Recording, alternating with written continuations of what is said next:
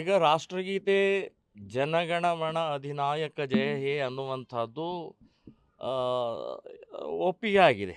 ಈಗಾಗಲೇ 78 ವರ್ಷದಿಂದ ನಿರಂತರವಾಗಿ ಅದು ನಡೀತಾ ಇದೆ. ಆದರೆ ಒಂದೇ ಮಾತರಂ ಕೂಡ ಅಷ್ಟೇ ಮಹತ್ವದ್ದು. ಒಂದೇ ಮಾತರಂ ರಾಷ್ಟ್ರದ ಹೋರಾಟದಲ್ಲಿ ಒಂಥರ ಕ್ರಾಂತಿ ಮಂತ್ರ ಆಗಿತ್ತು. ಮತ್ತು ಒಂದೇ ಮಾತರಂ ಬಂಕಿಂ ಚಂದ್ರ ಚಟರ್ಜಿಯವರು ಬರೆದಂಥ ಒಂದೇ ಮಾತರಂ ಈ ವರ್ಷ 150ನೇ ವರ್ಷ. ಸೊ ಇವತ್ತು ಕೇಂದ್ರ ಸರ್ಕಾರ ಈಕ್ವಲ್ ಆಗಿ ಟ್ರೀಟ್ಮೆಂಟ್ ಆಗಬೇಕು, ಅಂದರೆ ಸಮಾನವಾಗಿ ಅದಕ್ಕೂ ಕೂಡ ಆ ಭಾವನೆ, ಭಕ್ತಿ, ರಾಷ್ಟ್ರೀಯತೆ ಸಿಗಬೇಕು ಅಂತನ್ನುವಂಥದ್ದು ಈಗಾಗಲೇ ಕೇಂದ್ರ ಸರ್ಕಾರ ಹೇಳ್ತಾ ಇದೆ. ನಾನು ಹೇಳ್ತೇನೆ, ಏನು ತಪ್ಪಲ್ಲ. ಒಂದೇ ಮಾತರಂ ಇದು ದೇಶದ ಇಡೀ ದೇಶದ ವರ್ಣನೆ ಇದೆ. ಸೊ ಅತ್ಯಂತ ಶ್ರೇಷ್ಠವಾದಂಥ ಸ್ಫೂರ್ತಿ ಗೀತೆ ಇದೆ, ತ್ಯಾಗದ ಗೀತೆ ಇದೆ. ಲಾಠಿ ಏಟು, ಗುಂಡೇಟು, ಜೈಲು ಇದೇ ಒಂದೇ ಮಾತರಂದಿಂದ ಅನುಭವಿಸಿದ್ದಾರೆ. ಸೊ ಅಂಥ ಒಂದೇ ಮಾತರಂ ಇವತ್ತು ಇನ್ನೊಂದು ರಾಷ್ಟ್ರಗೀತೆ ಆಗಬೇಕು, ರಾಷ್ಟ್ರೀಯ ಗೀತೆ ಜೊತೆಗೆ ಇದು ಒಂದು ಈಕ್ವಲ್ ಆಗಬೇಕು ಅಂತನ್ನುವಂಥದ್ದು ಏನೂ ತಪ್ಪಲ್ಲ. ಇದರಲ್ಲಿ ವಿವಾದ ಅನಾವಶ್ಯಕ. ಕಾಂಗ್ರೆಸ್ ಸರ್ಕಾರ ಅವತ್ತಿನ ದಿನದಲ್ಲೇ 1933 ಕಾಕಿನಾಡಿನಲ್ಲಿ ಇದನ್ನು ತುಂಡು ಮಾಡಿದರು, ಇದನ್ನು ಅವಮಾನ ಮಾಡಿದರು, ಇದನ್ನು ಕಡೆಗಣಿಸಿದ್ರು. ಕಾರಣ ತುಷ್ಟೀಕರಣ, ಮುಸ್ಲಿಂ ತುಷ್ಟೀಕರಣದಿಂದನೇ ಒಂದೇ ಮಾತರಂ ಗೀತವನ್ನು ತುಂಡು ಮಾಡಿದರು. ಇವತ್ತು 4 ನುಡಿ ಮಾತ್ರ ಅದನ್ನು ಹಾಡು ಹೇಳ್ತಾರೆ. ಆದರೆ ಮೊದಲು 33ರ ಮುಂಚೆ ಕಾಂಗ್ರೆಸ್ ಅಧಿವೇಶನದಲ್ಲಿ ಸಂಪೂರ್ಣವಾಗಿ ಗೀತೆಯನ್ನು ಹೇಳ್ತಾ ಇದ್ದರು.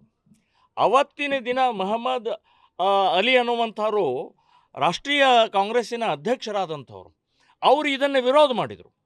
ಇದರಲ್ಲಿ ದುರ್ಗೆ, ಸರಸ್ವತಿ, ಬೇರೆ ಬೇರೆ ಮೂರ್ತಿ ಪೂಜೆಯ ಒಂದು ವರ್ಣನೆ ಇದೆ. ನಾವು ಮುಸ್ಲಿಮರಲ್ಲಿ ಮೂರ್ತಿ ಪೂಜೆ ಇಲ್ಲ, ನಾವು ಅಲ್ಲಾ ಒಬ್ಬನೇ ಪೂಜೆ ಮಾಡ್ತೀವಿ ಅಂತನ್ನುವಂಥದ್ದು. ಆ ಮೊಹಮ್ಮದ್ ಅಲಿಗೆ ಅವತ್ತೇ ಕಾಂಗ್ರೆಸ್ಸಿನ ಲೀಡರ್ಸ್ ಇರುವಂಥವ್ರು ಹೇಳಬೇಕಾಗಿತ್ತು, ಇದು ಯಾವುದೇ ಮೂರ್ತಿ ಅಲ್ಲ, ನೀನು ಜನ್ಮ ಕೊಟ್ಟಂತಹ ತಾಯಿ ಭಾರತ ಮಾತೆಯ ಮೂರ್ತಿಯ ವರ್ಣನೆ ಇದೆ, ಬಾಯಿ ಮುಚ್ಕೊಂಡು ಕೇಳು ಅಂತನ್ನುವಂಥ ಮಾನಸಿಕತೆ ಅವತ್ತಿನ ದಿನ ಹೇಳದೆ ಇವರು ಓಲೈಕೆ ಮಾಡಿದ ಪರಿಣಾಮದಿಂದ ಇವತ್ತಿನ ತನಕ ಒಂದೇ ಮಾತರಂಗೆ ಅಪಮಾನ ಆಗಿದೆ. ಕೇಂದ್ರ ಸರ್ಕಾರ ಅದಕ್ಕೆ ಮಾನ ಕೊಡ್ತಾ ಇದೆ, ಸನ್ಮಾನ ಕೊಡ್ತಾ ಇದೆ, ಏನೂ ತಪ್ಪಲ್ಲ, ಆಗಬೇಕು ಅಂತನ್ನುವಂಥದ್ದು ನನ್ನ ಅಭಿಪ್ರಾಯ ಕೂಡ ಇದೆ.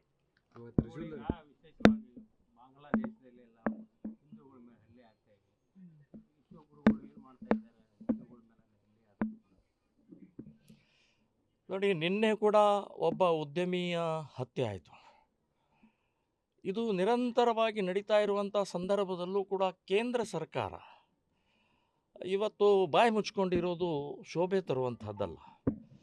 ಪ್ರಧಾನಮಂತ್ರಿ ಆಗಲಿ, ಗೃಹ ಮಂತ್ರಿ ಆಗಲಿ, ಅಥವಾ ವಿದೇಶ ಮಂತ್ರಿ, ಇವರು ಒಂದು ಶಬ್ದ ಕೂಡ ಇವತ್ತು ಹೇಳ್ತಾ ಇಲ್ಲ. ಅಷ್ಟೇ ಅಲ್ಲ, ಬಾಂಗ್ಲಾದೇಶದೊಳಗೆ ಇನ್ನೂ ವ್ಯವಹಾರ ಮುಂದುವರಿಸ್ತಾ ಇರುವಂಥದ್ದು ಕೂಡ ಶೋಭೆ ಅಲ್ಲ.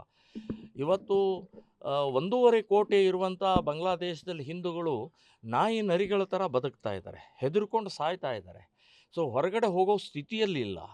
ಅಂಥ ಸಂದರ್ಭದಲ್ಲಿ ನಾವು 125 ಕೋಟಿ ಪಕ್ಕದಲ್ಲೇ ಇರುವಂಥ ಹಿಂದೂಗಳು ನಾವು ಏನು ಮಾಡಲಾರದಂಥ ಅಸಹಾಯಕ ಸ್ಥಿತಿ ಇದ್ದೀವಿ. ಕೇಂದ್ರ ಸರ್ಕಾರವೂ ಕೂಡ ಇದಕ್ಕೆ ಯಾವುದೇ ರೀತಿಯ ಪ್ರತಿಕ್ರಿಯೆ ಉತ್ತರ ಕೊಡ್ತಾ ಇಲ್ಲ. ಸೊ ಇದೇ ರೀತಿ ಎಷ್ಟು ಜನರು ಕೊಲ್ಲೋರಿದ್ದೀರಿ ನೀವು? ನಾನು ಮೋದಿ, ಅಮಿತ್ ಶಾ ಅವ್ರು ಕೇಳ್ತಾ ಇದ್ದೀನಿ, ಇನ್ನೂ ಎಷ್ಟು ಬಲಿ ತೊಗೊಳ್ಳೋರಿದ್ದೀರಿ ನೀವು? ಸೊ 1.5 ಕೋಟಿ ಇರುವಂಥವ್ರನ್ನೆಲ್ಲ ನಾಶ ಮಾಡಿ ನೀವು ಆನಂದವಾಗಿ ಇದರ ಮೇಲೆ ಅಧಿಕಾರ ಅನುಭವಿಸಾರ ನೀವು? ಇದು ಶೋಭೆ ತರುವಂಥದ್ದಲ್ಲ. ನಿಮ್ಮನ್ನೇ ಕೂಡಿಸಿದ್ದೇ ಹಿಂದೂಗಳ ರಕ್ಷಣೆಗೋಸ್ಕರ, ಸಂರಕ್ಷಣೆಗೋಸ್ಕರ. ಪಕ್ಕದ ಒಂದು ಇಲಿಯಷ್ಟು ಇರುವಂಥ ಬಾಂಗ್ಲಾದೇಶ ನಾವೇ ಹುಟ್ಟಿಸಿದ್ದು, ನಾವೇ ಜನ್ಮ ಕೊಟ್ಟಂಥ ಆ ಬಾಂಗ್ಲಾದೇಶ ಇವತ್ತು ನಮ್ಮ ಮೇಲೆ ಮೇವಾನ ಅಂತ ಇದೆ ಅಂತಂದರೆ, ಸೊ ಅದಕ್ಕೆ ಉತ್ತರ ಕೊಡೋದು ಬೇಡವಾ? ಅದಕ್ಕೆ ಹೇಳೋದು ಬೇಡವಾ? ಸೊ ಇದು ನಿಮಗೆ ಶೋಭೆ ತರುವಂಥ, ನಿಮಗೆ ಗೌರವ ತರುವಂಥದ್ದಲ್ಲ ಅಂತ ಹೇಳ್ತಾ ಇದ್ದೀನಿ. ಇಲ್ಲ, ಅದರ ಪರಿಣಾಮ ಈ ದೇಶದಲ್ಲಿರುವಂಥ ಮುಸ್ಲಿಮರ ಮೇಲೆ ಆಗ್ತಾ ಇದೆ. ಮುಸ್ಲಿಮರು ಎದ್ದು ಕುಣಿತಾ ಇದ್ದಾರೆ ಈ ಭಾರತದಲ್ಲಿರುವಂಥವ್ರು. ಸೊ ಇದು ಬಹಳ ಅನ್ಯಾಯ ಆಗ್ತಾ ಇದೆ. ನಾನು ಹೇಳ್ತಾ ಇದ್ದೇನೆ, ಎಲ್ಲ ಹಿಂದೂ ಸಮಾಜ ಸಿಡಿದೇಳಬೇಕು. ಮೋದಿಯವರಿಗೆ ಒಕ್ಕೊರಲಿಂದ ಹೇಳಬೇಕು, ಬಾಂಗ್ಲಾದೇಶದ ಸಂಬಂಧಪಟ್ಟಾಗಿ ಏನಾದರೂ ಮಾತಾಡಿ ಅಂತ ಹೇಳಬೇಕು, ಅದರ ಬಾಯಿ ಮುಚ್ಚಿಸಬೇಕು ಅಂತನ್ನುವಂಥದ್ದು ನಾನು ಈ ಸಂದರ್ಭದಲ್ಲಿ ಹೇಳ್ತಾ ಇದ್ದೀನಿ. ಅಕ್ರಮ ವಲಸಿಗರು ಬಾಂಗ್ಲಾ ವಲಸಿಗರು, ಅವ್ರನ್ನ ಕೂಡ ಹೊರ ಹಾಕುವಂಥ ಕೆಲಸ ಮಾಡ್ತಾ ಇಲ್ಲ. ಅದ್ರ ಬಗ್ಗೆ ಏನಾದ್ರು ಮಾತಾಡೋದು, ಧ್ವನಿ ಎತ್ತಿದ್ರೆ ಕೇಸ್ ಹಾಕುವಂಥದ್ದು, ಬಂಧನ ಮಾಡುವಂಥ ಕೆಲಸ ಮಾಡ್ತಾ ಇದ್ದಾರೆ ಇಲ್ಲಿ. ಕರ್ನಾಟಕದಲ್ಲಿ ಸುಮಾರು 15-20 ಲಕ್ಷ ಜನ ಇದ್ದಾರೆ ಅಂತನ್ನುವಂಥದ್ದು ಗೃಹ ಇಲಾಖೆಯವರೇ ಹೇಳಿದಂಥ ಅಂಕಿ ಸಂಖ್ಯೆ ಇವತ್ತು. ಮತ್ತು ಗೃಹ ಮಂತ್ರಿಯವರು, ಕರ್ನಾಟಕದ ಗೃಹ ಮಂತ್ರಿಯವರು ಹೇಳಿದ್ದು, ನಾವು ಸರ್ವೆ ಮಾಡ್ತಾ ಇದ್ದೀವಿ ಮತ್ತು ಸರ್ವೆ ಮಾಡಿ ಯಾರು ನಿಜವಾದ ಬಾಂಗ್ಲಾದೇಶಿ ಮುಸ್ಲಿಮರಿದ್ದಾರೆ ಅವರನ್ನು ಹೊರಗೆ ಹಾಕ್ತೀವಿ ಅಂತನ್ನುವಂಥದ್ದು ಹೇಳಿದ್ದಾರೆ. ಆದರೆ ಎಷ್ಟು ಸಲ ಸರ್ವೆ ಮಾಡೋರು ನೀವು? ಇದನ್ನು ಕಣ್ಣು ಮುಂದೆ ಕಾಣಿಸ್ತಾ ಇರುವಂಥ ಬಂಗ್ಲಾ ಕಾಲನಿಗಳಿದ್ದಾವೆ, ಬಂಗ್ಲಾ ಮಾರ್ಕೆಟ್ ಇದೆ, ಬಂಗ್ಲಾ ಹೋಟೆಲ್ ಇದೆ. ನಾವೆಲ್ಲ ರೀತಿಯ ದಾಖಲೆಗಳನ್ನು ಸಹಿತ ಇವತ್ತು ಗೃಹ ಇಲಾಖೆಗೆ, ಸರ್ಕಾರಕ್ಕೆ ಒಪ್ಪಿಸಿದಾಗಲೂ ಕೂಡ ಇನ್ನೂ ಸರ್ವೆ ಮಾಡ್ತೀವಿ. ಇದು ಓಲೈಕೆ, ಮುಸ್ಲಿಮ ಓಟಿಗೋಸ್ಕರನೇ ನಿರಂತರವಾಗಿ ನಡೀತಾ ಇರುವಂಥದ್ದು. ನಾನು ಜಮೀರ್ ಅಹ್ಮದ್ ಅವರ ಕ್ಷೇತ್ರದಲ್ಲೇ ಸುಮಾರು 25,000 ಜನ ಇದ್ದಾರೆ ರೀ. 25,000 ಜನ ರೋಹಿಂಗ್ಯಾ ಮುಸ್ಲಿಮರು, ಪಾಕಿಸ್ತಾನಿ ಮುಸ್ಲಿಮರು, ಇವತ್ತು ಬಾಂಗ್ಲಾ ಮುಸ್ಲಿಮರು ಅಲ್ಲಿದ್ದಾರೆ. ನಾವು ಹುಡುಕೊಡ್ಬೇಕಾ?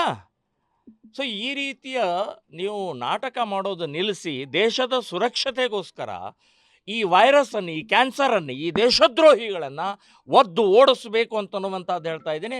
ನೀವು 15 ದಿನ ಗಡುವು ಕೊಟ್ಟಿದ್ದೀರಿ ಸರ್ವೆ ಮಾಡಿ ನಾವು ಮುಂದಿನ ರಿಪೋರ್ಟ್. ಸೊ ನಿಮ್ಮ ರಿಪೋರ್ಟ್ ಬರೋವರೆಗೆ ಕಾಯ್ತೀವಿ ನಾವು. ಇಲ್ಲ ಅಂದರೆ ನಾವೇ ಆ ಕಾಲನಿಗಳಿಗೆ ನುಗ್ಗಬೇಕಾಗತ್ತೆ ಅಂತನ್ನುವಂಥ ಎಚ್ಚರಿಕೆ ಕೂಡ ನಾನು ಕೊಡ್ತಾ ಇದ್ದೀನಿ. ಗ್ಯಾರಂಟಿ ನ್ಯೂಸ್, ಸುದ್ದಿ ಖಚಿತ, ನ್ಯಾಯ ನಿಶ್ಚಿತ.